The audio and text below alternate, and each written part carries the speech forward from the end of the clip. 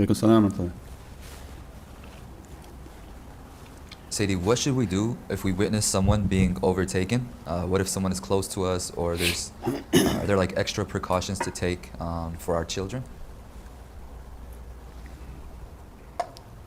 Yeah, if that's a person that you can advise on how to follow these things, or a person whom you can't do anything with and they're just possessed, and try to not be around them, inshaAllah. Because more and more negativity and more sort of insanity, and people whom have a sensitivity to energy, they have to be vigilant. They have to leave being heedless.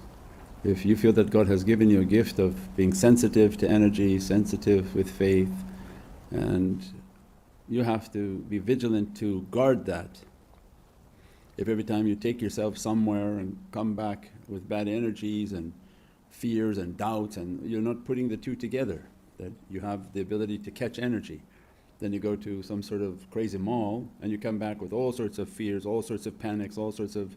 as if you took all the shaitans at the mall and put them into your bus and took them home.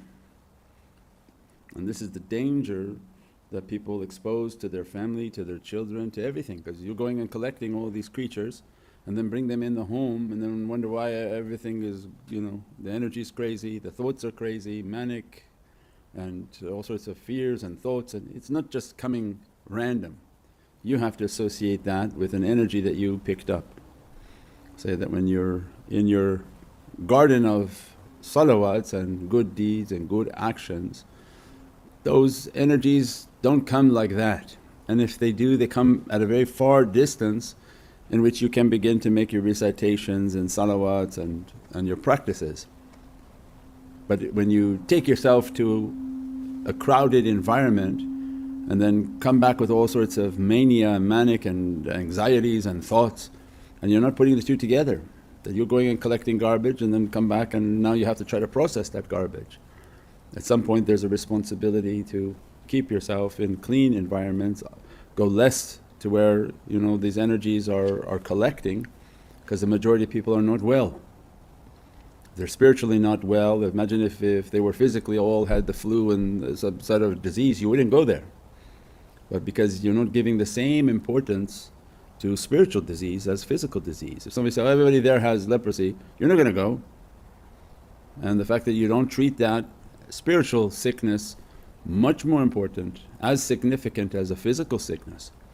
Because if these spiritual energies grab hold and try to come, many people can't shake them off, and that creature just resides within the home and making problems and fitna, and then the person becomes anxious, depressed, becomes all sorts of different emotions, because they're picking up unwanted passengers.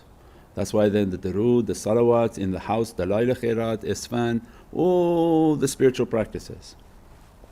And that's why external people, they mock these things, but most of those external people will fall under these difficulties, because they just don't believe in these practices, and they don't understand why they themselves are losing their minds, becoming aggressive, angry, and all sorts of bad characteristics from that very energy.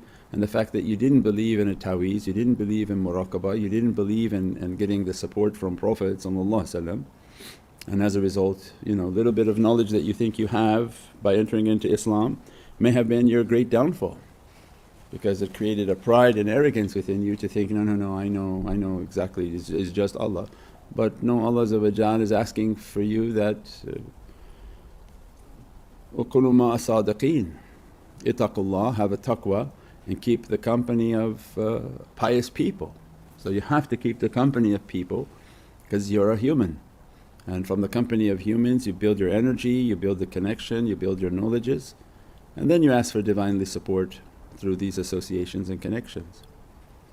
But you can see how when shaitan teaches arrogance and bad character, he's basically cutting them off from protection.